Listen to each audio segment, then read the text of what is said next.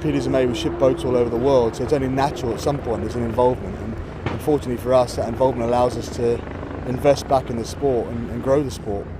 That's what makes it so interesting, you know. So in many ways then, you're living the dream in your job.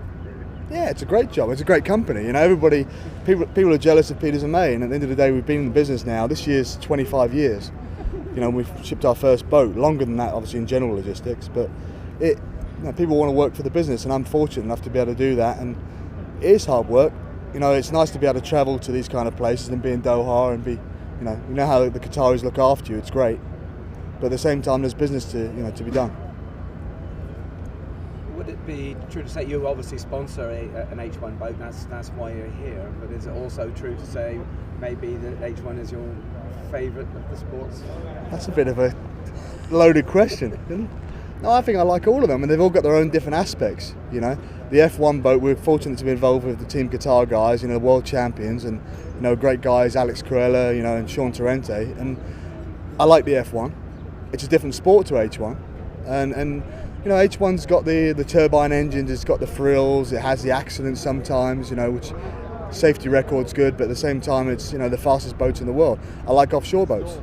You know, we work in the UK with Ben Jelf and the GT15s developing the junior classes, and I think the sport has something for everybody. That's what makes it so interesting. You look at obviously the comparison you look at is obviously motorsport in general, and yeah, it's similar and all that kind of thing. You have different classes all the way through. And you know, just for powerboating, I think it's just the water aspect for me is the key thing to it. It's a variable, isn't it? You know. Initially, when we set out a goal to try and get some major return on investment, and trying to put a price on marketing is difficult because that's what marketing's about. You make an investment, you can't necessarily look at a direct return and say, well, look, we sponsored that boat, we shipped those boats. Fortunately, with H1, we're able to do that.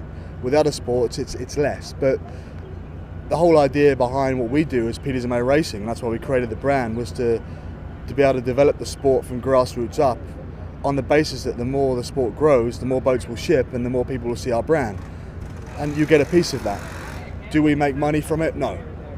Do we get a good return on investment? Definitely. And I think that's the key to all of it. You know, we could spend our money advertising in magazines, or we can spend some money advertising on a race boat that's seen all over the world. And it's fun. You know, there's nothing better when you see, like Ben Jelf, for instance. You look at Ben, a young, cocky little character, you know, who started racing when he's so young and he's winning everything. And what he's doing for the sport and all the kids around him is great. And us being able to help him helps all the other kids. So, yeah, it's really good. We have the best team in the business. I'm not saying that because I'm biased. At the end of the day, the guys we've got, you know, all ex-Budweiser guys, and we're working with a skeleton crew.